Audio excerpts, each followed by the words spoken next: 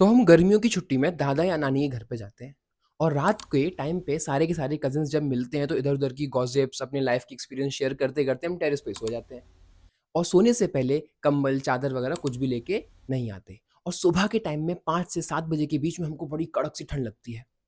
अब हम क्या करते हैं, वहाँ पे कोई मम्मी या मासी कोई साड़ी पड़ी हुई है उसको ओढ़ लेते हैं।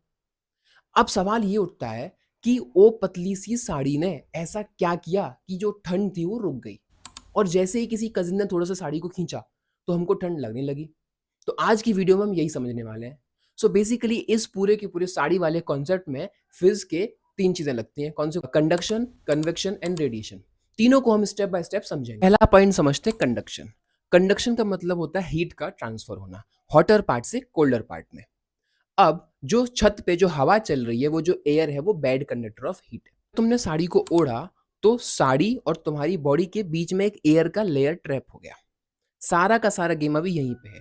तुम्हारी बॉडी से हीट रिलीज़ हो रही है।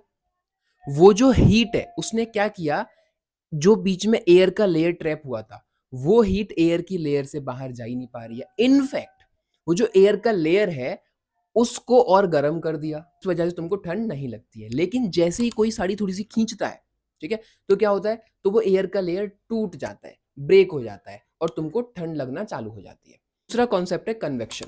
कन्वेक्शन का मतलब होता है एक हवा का फ्लो बने रहना। मतलब अगर हवा चल रही है, तो जो भी तुम्हारे पास गर्म हवा है, ठंडी हवा है, वो हवा उसको लेके चली जाती है। ऐसा लगता है कि जब भी कभी हवा फ्लो होती है, तो जो भी गर्मी है वहाँ पे, वो फ्लो होती हुई हवा क्या करेगी, उसको लेके चली जाएगी अपने साथ में। लेकिन साड़ी ने क्या किया, साड़ी ने एक बैरियर क्रिएट कर दिया। तो हवा क्या ऐसे करके यूं पास हो जाती है, वो बैरियर तोड़ नहीं पाती है। इस तरीके से कन्वेक्शन लगता है। कॉन्सेप्ट है रेडिएशन। ठीक है, देखो जो हमारी बॉडी है वो छोटे से हीटर के जैसा काम करती है। हमारे बॉडी से हर टाइम थोड़ी थोड़ी वेव्स निकलती रहती है, हीट वेव्स निकलती रहती है, समझ लो। हीट वेव वो सूरज वाली हीट वेव्स नहीं, बस एक इंफ्रारेड वेव्स तुम समझ सकते हो, वो निकलती रहती है। अब अगर हमारी बॉडी पे चादर है, चादर नहीं साड़ी है, साड़ी और बॉडी के बीच में एयर का लेयर ट्रैप हो चुका है, ठीक है? तो वो जो वेव्स हैं, वो वेव्स बाहर जा ही नहीं पाएँगी।